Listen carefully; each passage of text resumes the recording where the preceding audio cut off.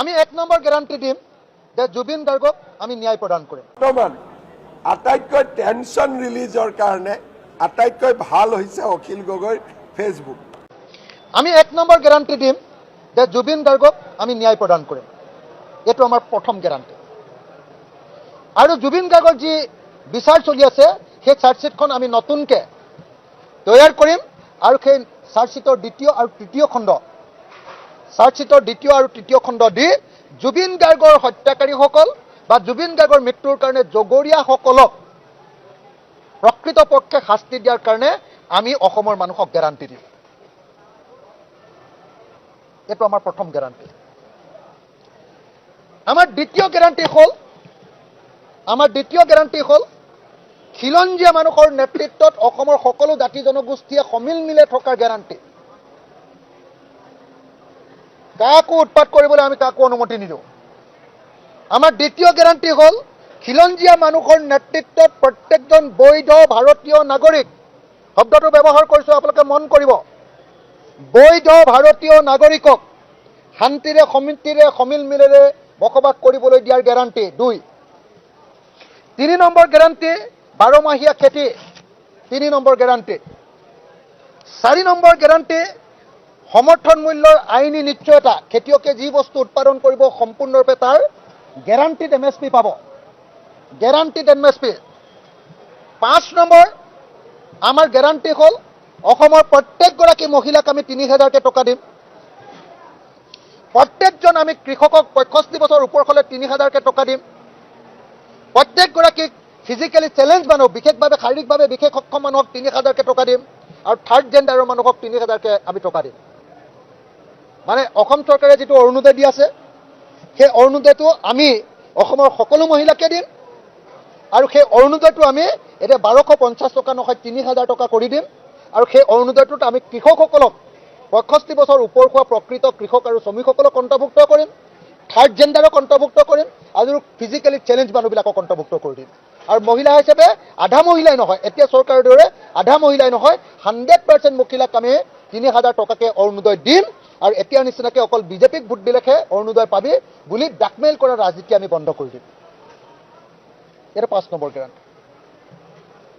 6 number guarantee হ'ল আমি অসমত উৎপাদিত বস্তুবিলাকৰ যেনেকৈ MSP দিম তেনেকৈ সকলো বস্তুৰ বজাৰ দিম। 6 নম্বৰ গ্যাৰান্টি। 7 নম্বৰ গ্যাৰান্টি হ'ল অসমৰ প্ৰত্যেকখন গাঁৱতে ইণ্ডাষ্ট্ৰি খুলি অসমক নিবনুৱা মুক্ত কৰিম। এইটো 7 নম্বৰ গ্যাৰান্টি। 8 নম্বৰ গ্যাৰান্টি হ'ল যে অসমত নতুনকৈ ইণ্ডাষ্ট্ৰি কৰিব খোজা থলুৱা প্ৰত্যেকজন উদ্যোক্তাক আমি সুদবিহীন লোন দিয়াৰ ব্যৱস্থা কৰিম।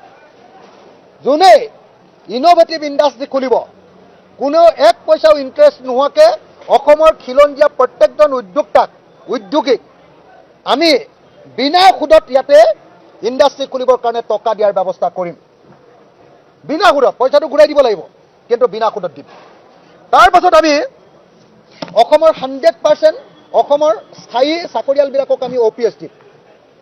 100% খেতিয়কবিলাক কি কয় চাকৰিয়ালক আমি OPS পুৰণি পেঞ্চন ব্যৱস্থা দিম। আৰু অসমৰ 100% যুৱক যুৱতী আৰু পুৰুষ মহিলা 100% যি কাম কৰি খাব খোজে তেওঁলোকক আমি চৰকাৰৰ পিনৰ পৰা বিনামূলীয়াকৈ তেওঁলোকক আমি দক্ষতা বিকাশৰ কাৰণে এবছৰৰ ট্ৰেইনিং দিম। ইংৰাজী আৰু হিন্দী শিকাম, বিদেশী ভাষা জাপানীজ ভাষা, জাৰ্মানী ভাষা, ফৰাচী ভাষা, এনেকুৱা ধৰণৰ যিবিলাক ভাষা যিবিলাক দেশত কাম কৰিবলৈ যাব সেই দেশবিলাকৰ ভাষা শিকাম। আৰু তেওঁলোকক আমি দক্ষতা বিকাশৰ আঁচনিত ধৰক কোনোবাই সিকিউৰিটি গাৰ্ড কৰিবলৈ যাব বা 14000 টকাৰ দৰমহা পায়, আমি তেওঁলোকক পুলিচৰ ট্ৰেইনিং দি দিম বিনামূলীয়াকৈ এবছৰ। আৰু এবছৰ বিনামূলীয়াকৈ পুলিচৰ ট্ৰেইনিং দি দিম, ইংৰাজীটো শিকাই দিম। বাহিৰত গৈ কাম কৰিলে তেওঁ 35000 বা 40000 বা 50000 টকাৰ দৰমহা পাব। নাৰ্ছ এগৰাকীক আমি এবছৰ বিনামূলীয়াকৈ নাৰ্ছৰ ট্ৰেইনিং দি দিম। চবেই নাৰ্ছৰ ট্ৰেইনিং ল'ব পাৰিব, চবকে বিনামূলীয়াকৈ ট্ৰেইনিং দি দিম। ট্ৰেইনিং দি দিয়াৰ পাছত তেওঁক ইংৰাজী শিকাম, হিন্দী শিকাম, জাপানীজ ভাষা শিকাম, ফৰাচী ভাষা শিকাম, যি দেশলৈ যাব খুজিব সেই দেশৰ ভাষা শিকাম। আৰু তেওঁ এবছৰত যাতে 1 কোটি টকাৰ কণ্টেক্টত তেওঁ যাতে আপোনাৰ নাৰ্ছ কৰিবলৈ বা ড্ৰাইভিং কৰিবলৈ যাতে বা ডাক্তৰ কৰিবলৈ যাব পাৰে তাৰ কাৰণে তেওঁলোকক এনেকুৱা স্কিল কৰি গঢ়ি তুলিম। কথা বুজিছেনে? অসমৰ প্ৰত্যেকজন মানুহক এই কাম কৰি দিম। এইটো হ'ল আমাৰ 10 নম্বৰ আমাৰ গেৰাণ্টি। তাৰপিছত 11 নম্বৰ গেৰাণ্টি হ'ল যে অসমৰ প্ৰত্যেকখন LP স্কুল, ME স্কুল, হাইস্কুলত ক্লাছে প্ৰতি শিক্ষক নিযুক্তি দিম। প্ৰতিটো শ্ৰেণীয়ে প্ৰতি শ্ৰেণী কোঠাৰ ব্যৱস্থা কৰি দিম। প্ৰত্যেকটো বিষয়ৰ প্ৰতি বিষয় শিক্ষক নিযুক্তি দিম। আৰু অসমৰ প্ৰত্যেকখন বিদ্যালয়ত ইণ্টাৰনেশ্যনেল ষ্টেণ্ডাৰ্ডৰ হিমন্ত বিশ্ব শৰ্মাই যেনেকৈ তেওঁলোকৰ ঘৰত স্কুল এখন খুলিছে IB ইণ্টাৰনেশ্যনেল বৰ্ডৰ কেৰিকুলামত পাঠ্যক্ৰমত যেনেকৈ স্কুল খুলিছে ইণ্টাৰনেশ্যনেল ষ্টেণ্ডাৰ্ডৰ শিক্ষা অসমৰ প্ৰত্যেকখন প্ৰাথমিক বিদ্যালয়ত ইণ্টাৰনেশ্যনেল ষ্টেণ্ডাৰ্ডৰ শিক্ষা দিবৰ কাৰণে শিক্ষকসকলক আমি প্ৰশিক্ষিত কৰিম। কি ক'লো? প্ৰত্যেকখন প্ৰাথমিক বিদ্যালয়ত বিনামূলীয়া শিক্ষা, বিনামূলীয়া গুণগত শিক্ষা, ইণ্টাৰনেশ্যনেল ষ্টেণ্ডাৰ্ডৰ শিক্ষা, বিনামূলীয়া শিক্ষা দিওঁতে প্ৰত্যেকটো শ্ৰেণীত একোটা শ্ৰেণী কোঠা আৰু প্ৰত্যেকটো শ্ৰেণীৰ কাৰণে একোজন শ্ৰেণী টিচাৰ আৰু প্ৰত্যেকখন স্কুলত কৰ্মচাৰী 4th গ্ৰেড 3rd গ্ৰেডৰ কৰ্মচাৰী নিযুক্তি আৰু প্ৰধান শিক্ষকৰ নিযুক্তিৰ ব্যৱস্থা কৰা হ'ব। এইটো গেৰাণ্টিত আমি বিনামূলীয়া গুণগত কোৱালিটি এডুকেশ্যন দিম। আৰু নেক্সট 12 নম্বৰ গেৰাণ্টিটো হ'ল যে গুণগত বিনামূলীয়া স্বাস্থ্য সেৱা। প্ৰত্যেকখন হস্পিটেলত মিনিমাম এইমছৰ ষ্টেণ্ডাৰ্ডত কিবা এটা বেমাৰ হ'লে ডাক্তৰ থকা, নাৰ্ছৰ থকা 24 ঘণ্টাই পোৱা একদম পঞ্চায়ত পৰ্যায়ৰ পৰা হস্পিটেলৰ ব্যৱস্থা কৰি আমি গুণগত ট্ৰিটমেণ্টৰ ব্যৱস্থা কৰিম। গুণগত quality treatment, quality health care এই ব্যৱস্থা কৰিম। এই 12টা আপোনালোকৰ সন্মুখত গেৰাণ্টি দিছোঁ। আৰু তাৰ উপৰিও কা গ্ৰহণ নকৰাৰ গেৰাণ্টি, বিদেশীমুক্ত অসমৰ গেৰাণ্টি, 6 নম্বৰ দফা ৰূপায়ণৰ গেৰাণ্টি, বিনামূলীয়াকৈ অসমৰ সকলো খিলঞ্জীয়া পৰিয়াল আৰু বৈধ ভাৰতীয় পৰিয়াল আৰু চাহ শ্ৰমিকক মাটিৰ পট্টা দিয়াৰ আৰু ভূমিহীন মানুহক মাটি দিয়াৰ গেৰাণ্টি। এইটো আমাৰ 15 নম্বৰ গেৰাণ্টি। যি বানপানীত পৰি ভূমিহীন হৈছে সকলোকে মাটি দিয়া হ'ব।